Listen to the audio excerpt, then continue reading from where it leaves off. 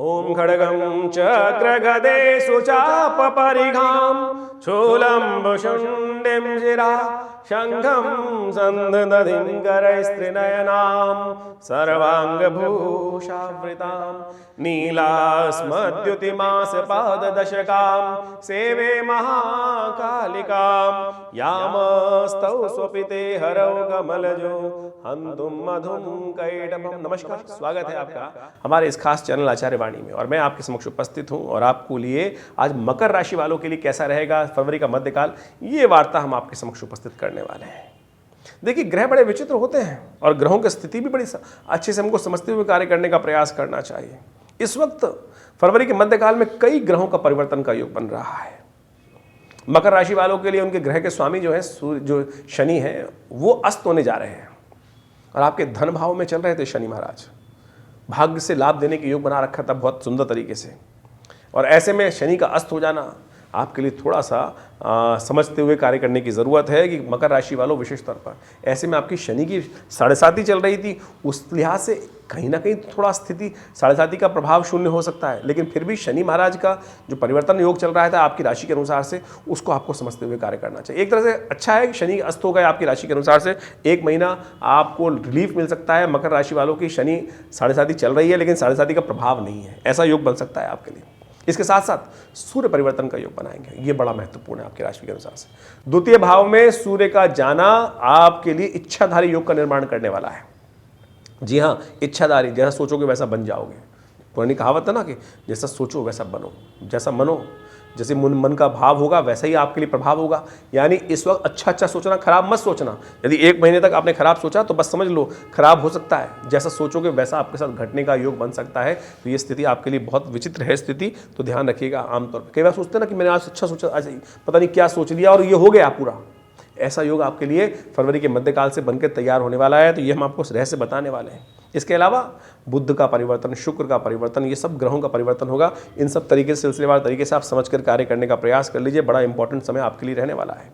14 फरवरी को विशेष तौर पे पंचमी की तिथि है, बुधवार का अवसर है और ग्रहों का परिवर्तन का योग बन रहा है। मेष राशि में चंद्रमा का जाने का योग बनेगा, बृहस्पति के साथ सुंदर योग बनेगा। शनि की दृष्टि बृहस्पति पे पड़ रही थी, वो हट चुकी है और ये आपके लिए बड़ी अनुकूल बनने वाली, लाभ की स्थिति प्रशस्त करने वाली है। तो सुंदर तरीके से आप इन चीज़ों को समझते हुए कार्य करेंगे तो बहुत सुंदर रहेगा।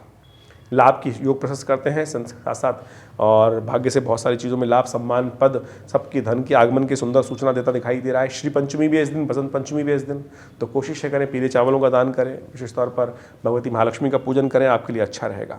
15 फरवरी को भी ग्रहों का योग आपके लिए बड़ा अनुकूल बना हुआ है। बृहस्पतिवार के दिन बृहस्पति और चंद्रमा का योग जो आपकी राशि में बन के आ रहा है, ये कई प्रकार से कल्याण करने वाला है, लाभ के योग लेने वाला है। ऐसे में कोशिश ये करनी चाहिए आपको विशेष तौर पर ब्राह्मणों की सेवा करके उनका आशीर्वाद दें, विशेष तौर पर केले का दान करना आपके लिए बड़ा अच्छा रहेगा। ये सब उपाय करिए, कल्याण के योग बनेंगे।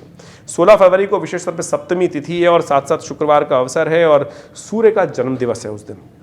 शास्त्र के अनुसार से रथ सप्तमी, आरोग्य सप्तमी, संतान सप्तमी के रूप से स्थिति को जाना जाता है। कोशिश ये करनी चाहिए भगवान सूर्य का विशेष तौर पे स्तवन करें, सूर्य को अर्घ दें। इन दिनों सूर्य ने आपके द्वितीय भाव में बैठकर शनि को अस्त कर रखा है जो आपके लग्नेश हैं, और ऐसे में उनके दुष्प्रभावों को दूर करने के लिए विशेष तौर पर भगवान सूर्य को अर्घ देना चाहिए, उससे कल्याणकारी योग बनेंगे। चंद्रमा जो है परिवर्तन करके शाम के समय वृषभ राशि में जाएंगे, लेकिन सुबह आपके लिए अच्छा लाभ के योग बन रहे हैं। चिंता न करें, आपके कार्यों में सफलता प्राप्ति की सूचना अच्छे से मिलती दिखाई दे रही है। आपको कार्य करने का प्रयास करना चाहिए, हो सके तो गौ सेवा भी करें, कल्याण होगा। 17 फरवरी को अष्टमी का अवसर है और साथ साथ शनिवार का अवसर है, दुर्गा अष्टमी का योग है और ये बड़ा कल्याणकारी योग है। 17 फरवरी 8 नंबर आ रहा है, अष्टमी तिथि 8 नंबर, शनि का 2 नंबर और शनिवार का दिवस। ऐसे में यदि आप शनि को प्रसन्न करने का प्रयास करेंगे तो अद्भुत रूप से लाभ प्राप्त होगा। दुर्गा अष्टमी का योग पड़ रहा है, सर्वार्थ सिद्ध योग विद्यमान है, नए कार्य आरंभ करने के लिए दिवस अच्छा है और महादुर्गा अष्टमी है और महान अष्टमी जिसको कहा जाता है, क्योंकि गुप्त नवरात्रि की महाअष्टमी है। और हमारे आश्रम में जिस प्रकार से यज्ञ चल रहा है गुप्त नवरात्रि का, उसमें आप सम्मिलित भी हो सकते हैं। अगले दिन पूर्णाहुति का यज्ञ चल रहा है हमारे में, जो सुबह 7 बजे से पूजन के साथ 8 बजे यज्ञ आरंभ होगा और 11 बजे पूर्णाहुति होगी सुबह।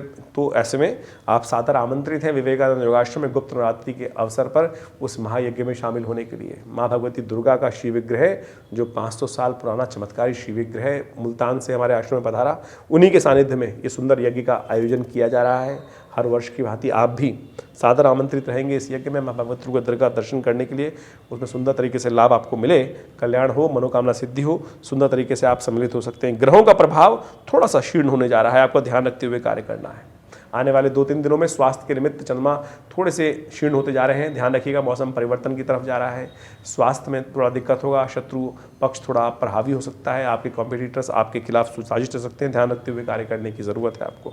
19 फरवरी को ग्रहों का योगायोग विशेष तौर पर दिखा रहा है, सोमवार का अवसर, बुध कुंभ राशि में जाएंगे और अस्त स्थिति में जाएंगे। ये कुंभ राशि में जाना बुध का थोड़ा सा कष्टमय योग बनाएगा आपके लिए, बुद्धि का थोड़ा सा उपयोग अवश्य करना पड़ेगा, भाग्य से साथ थोड़ा कम मिलेगा। कन्या पूजन कर लें, कन्या का, छोटी कन्याओं को, 8 वर्ष से छोटी कन्या, उनको पूजन करके उनको कुछ मीठे का भोग, उनको वस्त्रों इत्यादि का दान करने से जरूरतमंद कन्याओं को कल्याण के योग बनेंगे। 20 फरवरी की तिथि बड़ी सुंदर है, उस दिन जया एकादशी है, स्मार्त और वैष्णव दोनों के लिए एकादशी द्वादशी युक्त है, तो बड़ी सुंदर रहेगी। ऐसे में ग्रह थोड़े भारी हैं, स्वास्थ्य का ध्यान रखते हुए। भगवान विष्णु पालक हैं और उनका यदि ध्यान किया जाए, पूजन किया जाए, चरणामृत उनका ग्रहण कर लिया जाए, जो विशेष तौर पर कहा जाता है अकाल मृत्यु हरणम सर्वव्याधि विनाशनम विष्णु पादोत्कम पित्वा पुनर्जन्म न विद्यते, यदि इसी रूप से धारण करके इनके चरणामृत ग्रहण कर लिया जाए तो आपके संपूर्ण योग, ग्रहों योग अशुभ जो है भारी हैं, उनका निवारण हो जाएगा। तो इस प्रकार से हम संपूर्ण रूप से ग्रहों की स्थिति को देखते हुए आपके समक्ष इन सब बातों को रखते हैं। आप आशा करते हैं समझेंगे और परिवर्तन लाने का योग बनाएंगे।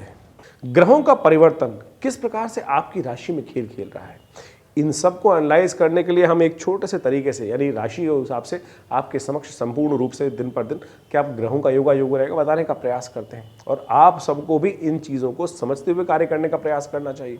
देखिए, राशि तो एक पहलू है, लेकिन इसके अलावा भी जन्मपत्री को अच्छे से एनालाइज करने की ज़रूरत होती है कि जन्मपत्री में राशि कौन सी है, लग्न कौन सी है, नवांश में किस प्रकार के ग्रह योग बना रहे हैं। उन सब चीज़ों को यदि सही समझ लिया जाए तो बहुत सुंदर तरीके से आप अपने जीवन में किस प्रकार से समय आपको कहाँ ले जा रहा है वो अच्छे समझ सकते हैं। फिर भी बहुत सारे लोग इस बात पर भ्रांति में रहते हैं कि राशि तो जनरल है। जी हाँ, राशि तो जनरल है, लेकिन फिर भी उसी 12 राशियों में तो पूरा संसार विभाजित है और उन 12 कैटेगरीज में हम बहुत सारी चीज़ों को एनालाइज कर सकते हैं ओवरऑल बड़े ब्रॉडर वे में। माइन्यूट सटल तो जितना ज़्यादा देखने का प्रयास करेंगे वो उतना ज़्यादा गहरे उतरेंगे तो उतना लाभ तो होगा ही होगा, वो तो एक डेफिनेट बात है। लेकिन सार्वभौमिक रूप से राशि भी बहुत काम करती है। यदि कोई समस्या लगातार चल रही है तो चिंता ना करें, उसके लिए वृहद रूप से ज्योतिष विज्ञान का सहारा लेते हुए कार्य करने का आप प्रयास कर सकते हैं। सुंदर तरीके से हम समय समय पर बहुत सारी गणनाएं आपकी राशि के अनुसार से बताते ही हैं, लेकिन यदि गहन चिंतन कर कर यदि बहुत सुंदर तरीके से जीवन की कोई समस्या है उसका निदान निकल ही नहीं रहा है तो देव कृपा से, भगवान की उपासना से उन सब चीज़ों का रास्ता निकल जाता है। हमने वृहद रूप से देखा है। यदि समय बहुत बुरी तरह से परेशान कर रहा है, मुकदमे शांति नहीं हो रहे हैं, तो हमने देखा कि ऐसे में माँ भगवती दुर्गा की आराधना के लिए दुर्गा जी की विभिन्न मंत्रों का अनुष्ठान यदि किया जाए उससे परिवर्तन के योग बनते हैं। बगलामुखी जी का अनुष्ठान, महाकाली जी के अनुष्ठान बिल्कुल प्रत्यक्ष रूप से लाभ देते हैं। बहुत सारे लोग मन में भ्रांति होती है शायद अनुष्ठान पूजा पाठ जो है अरे बिल्कुल परिवर्तन करने का योग बनाते हैं। उपाय है ना, रेमेडियल एस्पेक्ट तो यही है। और मंत्र से वातावरण बनता है और उस वातावरण के द्वारा नेगेटिव चीज़ जो है पॉजिटिव में परिवर्तित होने के सुंदर संकल्प के साथ रास्ता बनता है। तो शास्त्रों में जो विधान बताए गए हैं बड़े बड़े अनुष्ठानों के, वो बिल्कुल सत्य है। और हमारे आश्रम पे तो पिछले कितने सालों से नित्य 8 घंटे करीब यज्ञ होता है और हमने उन सब विधानों को समझा करा। जब शत्रु लगातार परेशान कर रहा हो, रास्ता नहीं बन रहा हो, तो उन प्रयोगों को कर कर, चाहे वो महाकाली के प्रयोग हैं, बगलामुखी जी के प्रयोग हैं, अद्भुत रूप से कष्टों को दूर करने के योग बनाते हैं। देखिए, देर है अंधेर नहीं है, ये सत्य मान लीजिए। शास्त्र के अंदर इस बात को प्रमाणित किया गया है। जीवन में कष्ट किसके नहीं आए, कृष्ण भगवान के, राम के, संपूर्ण रूप से साक्षात शंभु के जीवन में भी कष्ट आए, भगवान विष्णु के जीवन में भी कष्ट आए। यदि उनकी कथाओं को समझे तो कष्ट आना एक वास्तविक तौर पे संसार का क्रम है, आए। लेकिन आप पुरुषार्थ के साथ, बुद्धि के साथ साथ माँ भगवती की कृपा से, संसार में पराशक्तियों की कृपा से उन कष्टों को भगा दे, वो आपके कर्म पर निर्भर करता है। विडंबनाएं बहुत हैं, बहुत सारे लोग विडंबनाएं डाल सकते हैं मन में कि नहीं कुछ नहीं होता है, ये नहीं होता। सब कुछ होता है संसार में, कुछ भी संसार में असत्य नहीं है। कर्म प्रधान विश्व रचना का। तो इसलिए आप सैद्धांतिक तौर पे इन समस्त रहस्यों को समझते हुए कार्य करने का प्रयास करें। हमारा ये विवेकानंद योगाश्रम सदगुरु आचार्य श्री केशव देव जी महाराज के सानिध्य में जो हमने कार्य किए हैं और बहुत सारे विभिन्न शोध कार्य किए हैं, आश्रम पर नित्य 8 घंटे यज्ञ चलता है। बहुत सारी पुस्तकों का की रचना, ग्रंथों की रचना आश्रम के द्वारा, हम सबके द्वारा की गई है। आप सब आश्रम का में आए। हर रविवार को एक बहुत विशाल यज्ञ, वैसे तो नित्यपति यज्ञ होता ही है, लेकिन रविवार को एक सामूहिक कार्यक्रम हम आश्रम पे करते हैं, जो करीब करीब सुबह 7:30-8 बजे से आरंभ होता है और भंडारे के साथ 11 बजे तक चलता है।